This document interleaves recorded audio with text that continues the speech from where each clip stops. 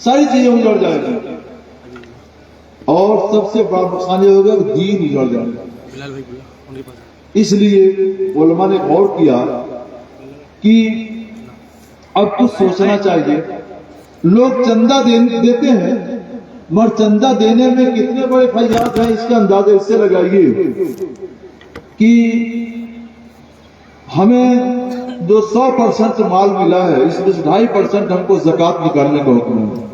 2.5% زکوٰۃ نکالو اور 97.5% تمہارا اپنا ہے، جو چاہو کرو۔ تو ہمارے سیٹھ لوگ بھی، معاف کیجیے گا، جو عام طور پر چل رہا ہے ماشاء اللہ، وہ بتا رہا ہوں، وہ یہ چاہتے ہیں کہ دنیا کا سارا کام 2.5% میں کر لیا جائے اور 97.5% میں ان کا پیٹ نہیں بھر پاتا۔ تو جب ہماری قوم اور ہمارے رئیسوں کی سخاوت کا یہ عالم ہوا کہ 97.5% ان کے پیٹ بھرنے کے لیے ناکافی اور 2.5% ہی سب کے لیے کافی۔ ادھر جو سلاطین گزرے، سلاطین کے لیے عالم، انہوں نے مدرسوں سے علماء سے منہ موڑ لیا، تو اب کام کیسے چلے؟ دو دشمنیاں پیدا ہو گئی۔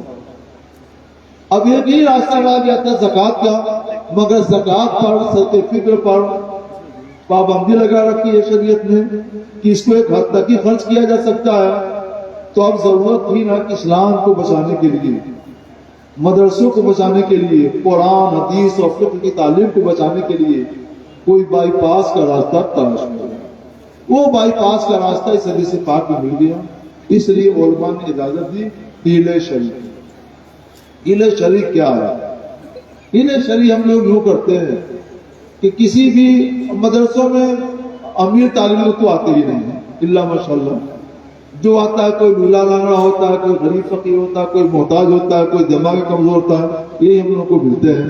کچھ اچھے مل جاتے ہیں تو ان کو اچھا بنا دیا جاتا ہے۔ حضور مفتی اعظم ہند رضی اللہ تعالیٰ فرماتے ہیں یہ سنگریزے ہیں، مگر انہی سنگریزوں میں کوئی ہیرا ہوتا ہے، اسی ایک ہیرا کے لیے ہم سب کو پالتے ہیں۔ لوگ جیسا بھیجتے تھے ویسے ہی تو ہوگا نا، کوئی نہ کوئی ہیرا مل جاتا تھا، اسی ایک ہیرے کو پالنے کے لیے مدرسہ چلا لیا جاتا ہے۔ تو یہ سرکار مفتی اعظم رضی اللہ تعالیٰ فرمایا کرتے تھے۔ یہ ہم سے بیان کیا حضرت شاہ بخاری رحمۃ اللہ علیہ نے، جو حضرت کی خدمت میں 11 سال رہ چکے ہیں۔ تو جب حالت یہ پہنچی تب ضرورت پیش آئی کہ بائی پاس تلاش کیا جائے۔ بائی پاس کا طریقہ یہی ہے کہ مدرسے میں جو غریب فقیر نادار محتاج یتیم طلبہ ہیں ان کو بلا لیا جاتا ہے، جو صاحب کو یہ مال لے تو لو، یہ تم لے لو، یہ تم لے لو، یہ ہم نے تم کو اس کا مالک بنا دیا، تم جہاں چاہو ان کو خرچ کر سکتے ہو۔ ان کو پہلے سے تربیت ہوتی ہے کہ اگر تم اس کو مدرسے کے لیے واپس کر دو گے، چندے دے دو گے، تو تم کو اتنا بڑا ثواب ملے گا، اور زکوٰۃ دینے والے کو زکوٰۃ دینے کا ثواب ملا، اور تم کبھی 1 لاکھ چندہ نہیں دے سکتے ہو غریب آدمی، اور تم واپس کر دو گے 1 لاکھ روپیہ، تو تمہاری طرف سے 1 لاکھ کی چندہ ہو جائے گا، مدرسے کو کتنا بڑا ثواب ملے گا، جنت الگ، ثواب الگ، تعلیم الگ۔ تو بھی خوش ہوتے ہیں کہ ہم کو سے یہ موقع دیا جائے۔ تو طلبہ کے ذریعے ہم لوگ حیلہ شریع کراتے ہیں، ان کو دے دیا جاتا ہے تم اس کے مالک ہو، جس مصرف میں چاہو تم خرچ کر سکتے ہو، ہمارے سے کوئی تعلق نہیں۔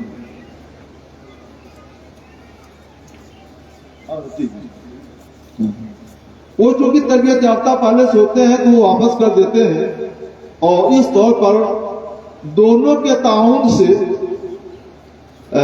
ان کا بھی بھلا ہوتا ہے، مدرسے کا بھی بھلا ہوتا ہے، مدرسے بھی چل رہے ہیں، علماء بھی پڑھ رہے ہیں، اور دین کی بھی حفاظت ہو رہی ہے۔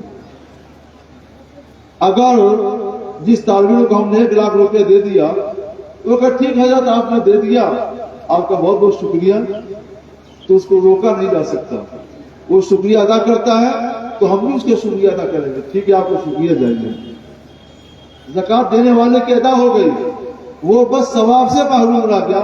اب تک مگر ایسا ہوا نہیں، اب تک ایسا ہوا نہیں، کیونکہ تربیت دے دی جاتی ہے، تم کو چندے کے ساتھ ملے گا، تو وہ چندے طور پر دے دیتا ہے۔ اس طور پر یہ حیلہ شریع کا یہی ایک طریقہ ہے، اس کے لیے افراد جو بھی اللہ جائے۔ کھڑے ہو جائیے، قریب آ جائیے۔ حیلہ شرعی کا جو پیسہ ہے وہ ہاسپٹل میں غریبوں کے لیے لگا سکتے ہیں یا نہیں؟ اچھا اچھا، ہم نے آپ کو اتنی تمہید کے ساتھ جو سمجھایا تو اسی سوال کے پیشگی جواب کے لیے میں سمجھ رہا تھا کہ جب یہ بات آئے گی تو یہ سوال بھی آئے گا. آپ دیکھیں کہ بادشاہوں نے دروازے بند کر لیے اور امیروں رئیسوں نے بھی ایک حد تک دروازے بند کر لیے. دین کے لیے، علماء کے لیے جا کے نہیں گئے تو وقت تھا.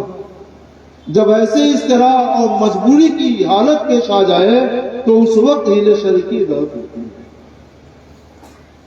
جہاں ایسا استقرار پا لیا جائے، ایسی مجبوری پا لی جائے، وہاں اجازت ہوگی. جہاں ایسا استقرار، ایسی مجبوری نہیں ہے، وہاں اجازت نہیں. داماد کی نماز سسرال میں قصر پڑے گا یا پوری پڑے گا؟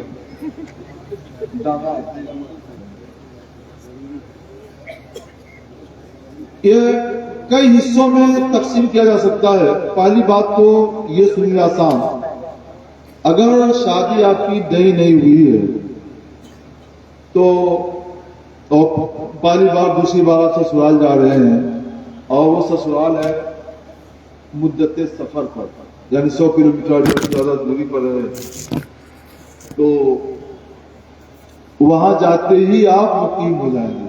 کیونکہ بیوی آپ کی وہیں پر ہے نا، تو بیوی ہے تو بیوی کے تابع آپ بھی ہیں، بیوی کے تابع ہو گئے.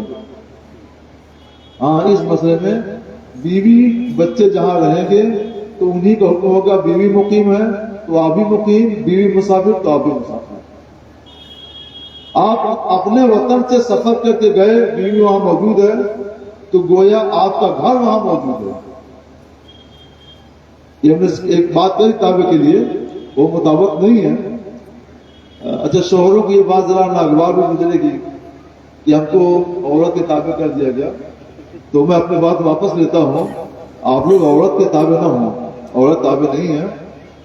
بس یہ ہے کہ وہ آپ کا گھر ہے، جہاں آپ کی بیوی رہتی ہے وہ آپ کا گھر ہے. آپ اپنے گھر چلے گئے تو آپ مقیم ہو گئے. میں نے کتنے دنوں تک، شروع میں جب داماد اپنی بیوی کو لانے کے لیے جاتا ہے، پہلی بار، دوسری بار، تیسری بار، اس وقت تک یہ چلے گا، اس کے بعد نہیں. اس کی وجہ یہ ہے کہ بیوی 1-2 مرتبہ جب گھر جاتی ہے تو سمجھتی ہے میرا گھر یہی ہے، اور سسرال کو مہمان سمجھتی ہے، مہمانی کا گھر سمجھتی ہے.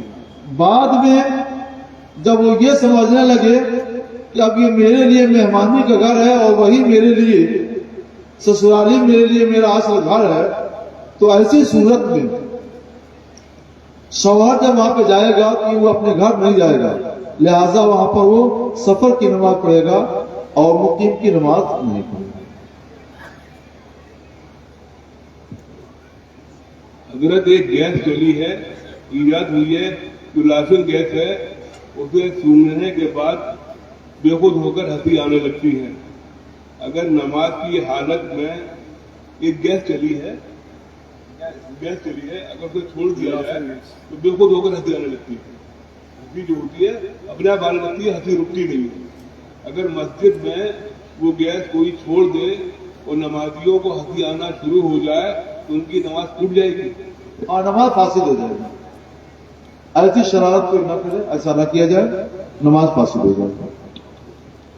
آج کل حضرت کمبائنڈ باتھ روم بننے گئے، لیٹرین اور باتھ روم ساتھ بنتے ہیں، کیا اس میں وضو کیا جا سکتا ہے؟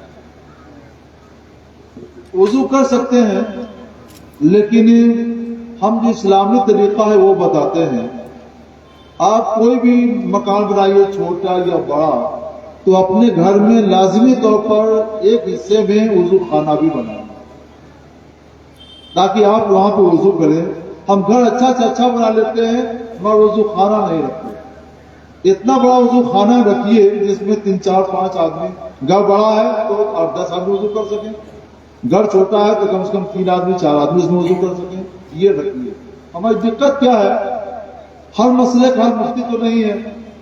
سب مسائل مفتی کے پاس آتے ہیں کہ یہ مسئلہ ہے ہمارا، مشکل ہے، اس کا حل پیش کیجیے.